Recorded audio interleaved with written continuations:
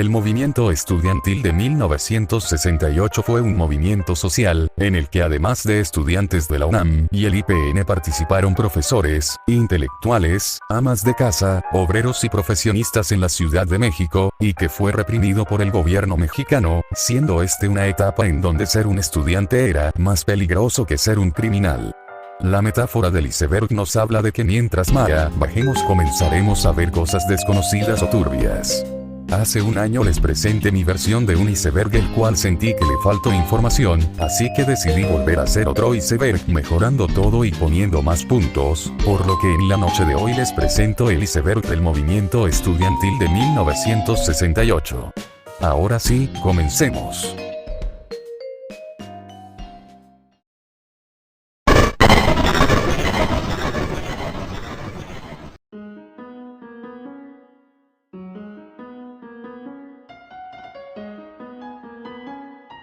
Presidente. El presidente de México fue Gustavo Díaz Ordaz. Su mandato comenzó en 1964 y terminó en 1970. Es conocido por ser el presidente durante los eventos significativos del movimiento estudiantil de 1968. Este presidente perteneció al partido político del PRI, y él mismo tuvo tanto cosas que aportaron al país como tuvo polémica por los eventos del año de 1968. Origen. El resultado de un partido de fútbol americano. La situación pudo no haber pasado a mayores, pero terminó con la intromisión del cuerpo de granaderos. Al día siguiente, los preparatorianos apedrearon la vocacional 5 y no hubo reacción por parte de las fuerzas de seguridad. No obstante, el 24 de julio la policía ocupó ambas instituciones del IPN, golpeando a estudiantes y profesores. La Federación Nacional de Estudiantes Técnicos, FNET, organismo estudiantil politécnico, convocó para el 26 de julio una manifestación contra la represión a sus compañeros y profesores, además de exigir la desocupación de sus instalaciones. Sin embargo, esta organización estaba influida por el Estado, y a su vez su dirigencia era controlada por el Partido Revolucionario Institucional, PRI, por lo cual no fue del todo escuchada. 26 de julio. El 26 de julio la represión a la manifestación alcanzó niveles que los estudiantes no conocían. El edificio del Partido Comunista fue allanado y algunos de sus miembros resultaron arrestados. 3 jóvenes murieron, cientos fueron lesionados y muchos otros se refugiaron en el recinto de la Prepa 1 de la universidad, el histórico Colegio de San Ildefonso, donde quedarían sitiados por la policía. Al día siguiente, los estudiantes tomaron las preparatorias 1, 2 y 3 de la UNAM y los enfrentamientos se extendieron a otras escuelas. Bazucazo. En las primeras horas del 30 de julio, tropas militares derribaron de un bazucazo la puerta del Palacio de la Inquisición, el que actualmente es el Palacio de Medicina, labrada en el siglo XVIII, llevando presos a los pocos estudiantes que continuaban ahí. Más tarde, la mayor parte de las escuelas de la universidad y el Politécnico se declararon en huelga. Pliego petitorio. El pliego petitorio quedó conformado el 4 de agosto de 1968 por 6 puntos y un transitorio. Estos fueron los puntos que los estudiantes pedían. 1. Libertad a los presos políticos. 2. Derogación de los artículos 145 y 145 bis del Código Penal Federal que constituían el delito de disolución social. 3. Desaparición del cuerpo de granaderos. 4. Destitución de jefes policíacos. Luis Cueto, Raúl Mendiolea y A. Frías. 5. Indemnización a los familiares de las víctimas desde que comenzó el conflicto. 6. Deslindamiento de responsabilidades de los funcionarios culpables de los hechos.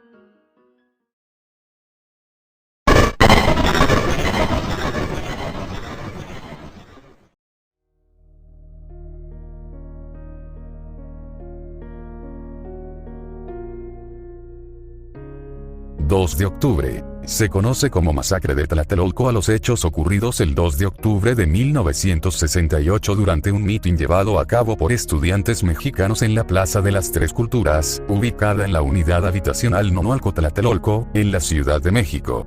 Los asistentes al mitin fueron atacados por elementos del ejército mexicano y por miembros del grupo paramilitar denominado Batallón Olimpia, el cual, según se sabría años después, era conformado por miembros del Estado Mayor Presidencial. No se supo el número de muertos ni heridos, debido a que el ejército se llevó los cuerpos y heridos. Se cree que los quemaron, pero eso solo es una teoría. Actualmente el 2 de octubre está marcado como uno de los días más oscuros ocurridos en México.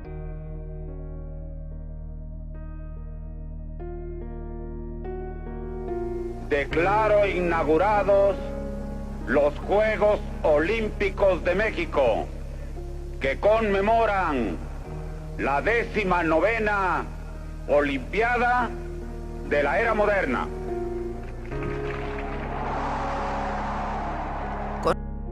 Olimpiadas. Los Juegos Olímpicos de México 1968, oficialmente conocidos como los Juegos de la 19 Olimpiada, fueron un evento multideportivo internacional celebrado en la Ciudad de México, del 12 al 27 de octubre de 1968, en la que la primera mujer en portar la antorcha olímpica y encender el pebetero fue Enriqueta Basilio.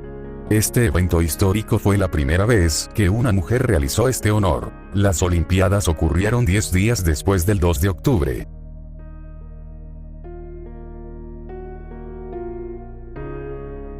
Marcha del Silencio. La Marcha del Silencio fue una manifestación de desobediencia civil y protesta política por la paz realizada por integrantes del movimiento de 1968 en la Ciudad de México el 13 de septiembre de ese año. Se realizó en protesta por el desalojo violento de la Plaza de la Constitución, Zócalo, en el que ocurrieron detenciones arbitrarias, brutalidad policial y diversos enfrentamientos entre simpatizantes del movimiento y fuerzas como el Cuerpo de Granaderos y el Ejército Mexicano. El trayecto fue desde el Museo de Antropología hacia el Zócalo, unos 6,1 kilómetros, aproximadamente. Toma de planteles. Durante el movimiento estudiantil, el ejército, granaderos o incluso los propios alumnos tomaba a la fuerza escuelas como CU el Casco de Santo Tomás, prepas y bocas, entre otras. La mayoría sí fueron devueltas, siendo lo que los estudiantes pedían con las marchas. El 4 de septiembre de 1969, el entonces presidente Díaz Ordaz inaugura el metro. Seguro, veloz, cada vez más extendido en el subsuelo de nuestra ciudad, el metro abolirá para siempre y cada vez en mayor medida las molestias y los riesgos de toda transportación masiva en la superficie. El boleto número 1 del metro, el torniquete da vuelta, pasa, ahora el licenciado. La gente que ha llegado en estos momentos es francamente, parece un verdadero alud. La música imprime un sello de alegría extraordinario. Metro. El metro de la Ciudad de México fue inaugurado el 4 de septiembre de 1969 por el entonces presidente de México, Gustavo Díaz Ordaz, y el regente del Distrito Federal, Alfonso Corona del Rosal. Se puso gracias a que Gustavo Díaz Ordaz, a través de la actriz María Félix, se puso en contacto con el gobierno francés para colaborar con México y asimismo poner la primera línea del metro, la cual fue la línea rosa. El movimiento estudiantil tuvo un impacto muy fuerte en México, tal es así que muchas producciones crearon series o películas para poder dar a conocer los sucesos que ocurrieron durante ese año, como series, películas, libros y hasta canciones. Tal es el ejemplo de Rojo Amanecer, película la cual fue creada a escondidas del gobierno. Un extraño enemigo, una novela X por Amazon Prime, que nos muestran a los personajes más importantes del movimiento. Tlatelolco Verano del 68, nos muestra la historia de la hija de un influente del gobierno, misma hija que conoce a un joven estudiante durante los momentos del movimiento estudiantil. El Grito, es un documental que nos muestra cómo inició y terminó el movimiento estudiantil. También las producciones de libros. La Noche de Tlatelolco, de Elena Poniatowska. Historias del 68, de Vicente Lendero. Los días y los años, de Luis González de Alba Palinuro en México, de Fernando del Paso. La Plaza, de Juan García Ponce. Por último tenemos la mítica canción de Tlatelolco de la banda Bostik.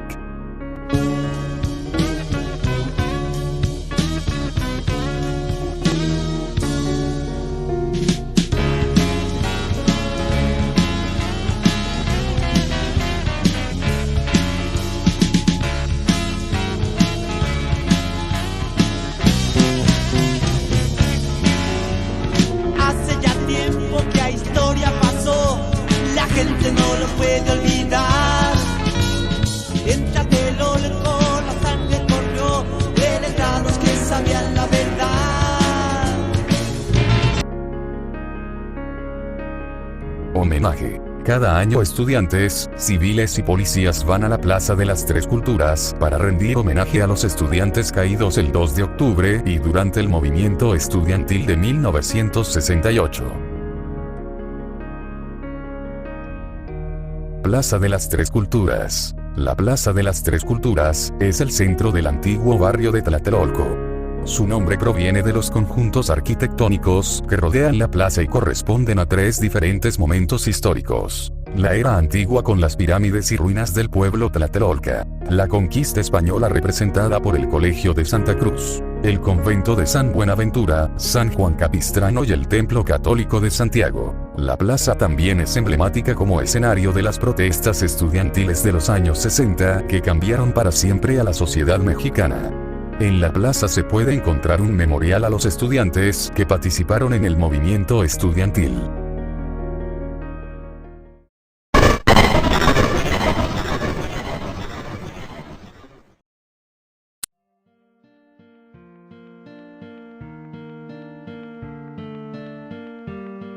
Ordaz asume la culpa. El 1 de septiembre de 1969 Gustavo Díaz Ordaz asume la culpa de lo sucedido durante el año de 1968.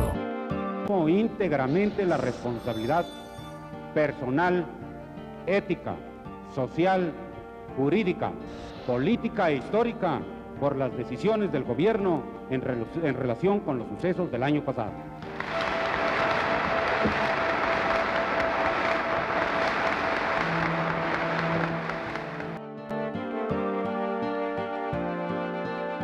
Luis Echeverría. Luis Echeverría Álvarez fue un abogado, diplomático y político mexicano que se desempeñó como presidente de México del 1 de diciembre de 1970 al 30 de noviembre de 1976.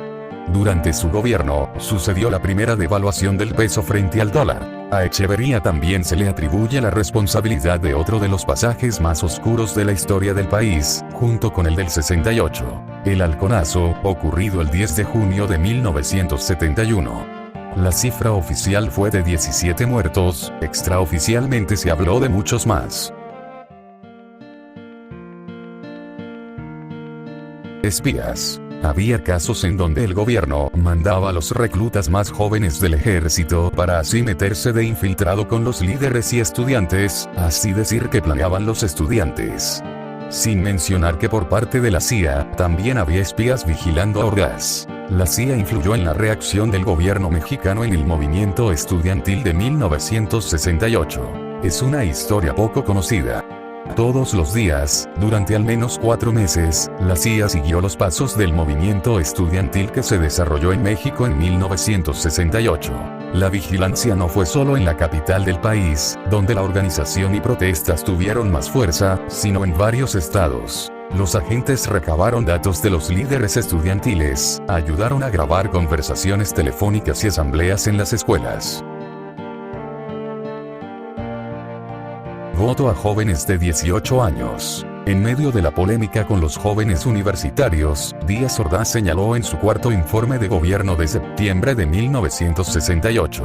Sigo teniendo confianza en que los derechos y los deberes de la ciudadanía serán ejercidos y cumplidos honrosamente por los jóvenes, que aportarán a las lides electorales sus inquietudes y sus convicciones. Su presencia ciudadana acentuará el profundo sentido dinámico de nuestra revolución.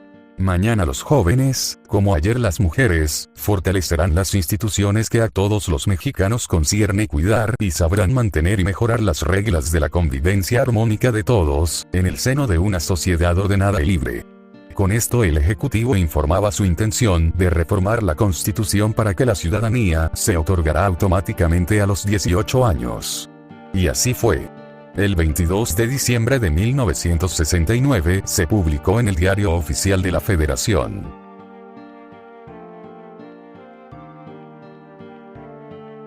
Disiento totalmente del criterio muy personal de usted, de que hay un hecho que ensombreció la historia de México. Hay un hecho que ensombreció la historia de unos cuantos hogares mexicanos. Yo le puedo decir a usted que estoy muy contento de haber podido servir a mi país en tantos cargos como lo he hecho. Estoy muy orgulloso de haber podido ser presidente de la República y haber podido así servir a México. Pero de lo que estoy más orgulloso de esos 6 años es del año de 1968, porque me permitió servir y salvar al país. Les guste o no les guste, con algo más que horas de trabajo burocrático, poniéndolo todo, vida, integridad física, horas, peligros, la vida de mi familia, mi honor, el paso de mi nombre a la historia. Todo se puso en la balanza. Afortunadamente salimos adelante.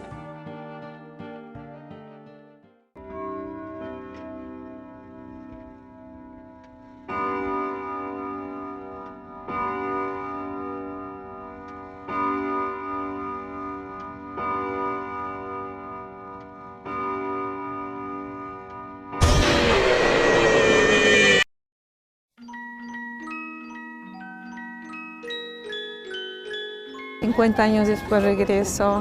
Yo estuve aquí en la plaza el 2 de octubre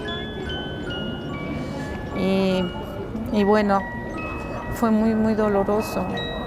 Fue muy doloroso porque no nos lo esperábamos, porque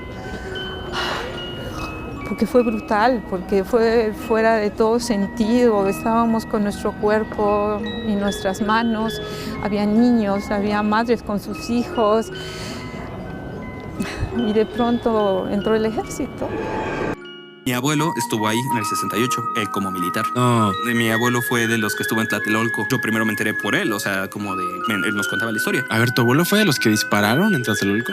Fue por parte de los que fueron, sí, fue él, sí. No mames, güey. Y entonces, pero aquí te va, es que nadie te dice, sí, ve y mata a los estudiantes, güey. Nadie te va a decir eso, güey. Tú no lo vas a hacer, güey. Mi abuelo era una persona demasiado decente, demasiado creyente de la justicia, de esta cuestión, ¿no? Imagínate que llega el que te dicen, es que, ¿sabes qué? Hay un desmadre allá y están y saqueando casas, güey. Tienes que ir a ayudarlos. Y tú vas con la idea de que aquí no hay estudiantes, de que aquí son una bola de cabrones y están robando. Y cuando llegas y ves que, o sea, bueno, llegas, haces tu desmadre. Y eso, mi abuelo me lo platica. Yo no sé si él tuvo, ya en paz descanse, tuvo no sé cómo explicarlo, la moral de decir, verga, eso estuvo muy mal. A mí jamás me lo dijo. A mí nunca me dijo que estaba mal. A mí me dijo que él fue a hacer eso, a cuidar a la gente de los violadores y de los saqueadores. Porque eso le dijeron. Porque eso te dicen. Y es que jamás te van a decir, vas a ir a matar estudiantes. No sé si el balazo venía de allá o venía de aquí, no me di cuenta, o de allá. El hecho es que aquí cayó, aquí.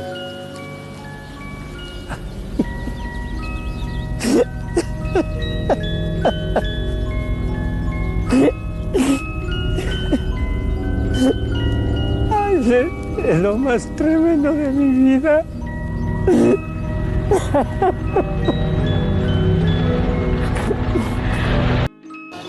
Lloraban, sobre todo las mujeres. Consolábamos a las otras compañeras que ni conocíamos.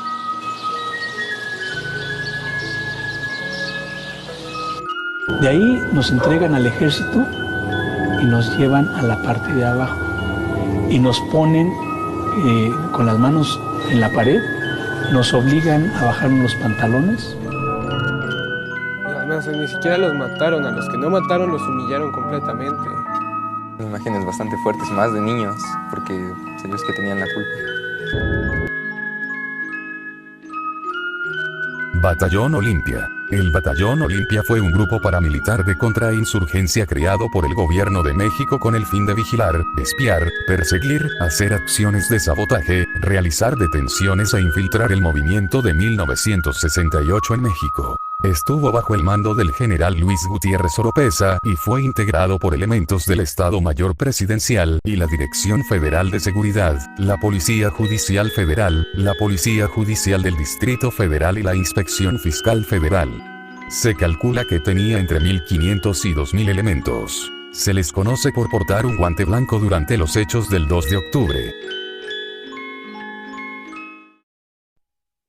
Fantasmas de Tlatelolco. En el folclore de muchas culturas, son supuestos espíritus o almas errantes o en pena de seres muertos. Cuenta la leyenda que durante las madrugadas, una vez que la Plaza de las Tres Culturas queda en total calma, es posible escuchar los pasos rítmicos de alguien que parece estar bailando, cuyo eco resuena en el edificio Chihuahua. Algunos vecinos le llaman el bailarín, pues aseguran que se trata del fantasma de un joven vestido de blanco que danza enérgicamente por las noches. Alguna vez el cronista Cuauhtémoc Abarca Chávez describió, en entrevista para El Universal, la apariencia de esta persona. Era un joven vestido con pantalón deportivo y playera blancos. Corría por la zona arqueológica y regresaba a la iglesia, se ponía a bailar en el atrio danza moderna, danza contemporánea, después se metía otra vez a la iglesia, corría tan rápido que parecía que flotaba, luego de 20 minutos desaparecía. La gente cuenta también que ven a un niño que se ríe y se divierte en la explanada, mientras camina de un lado a otro hasta que desaparece mientras se acerca a las jardineras que rodean el templo de Santiago. La mayoría de los vecinos, al pasar por estos caminos oscuros, aceleran el paso, con el temor de enfrentarse a los vivos, pero también a los muertos.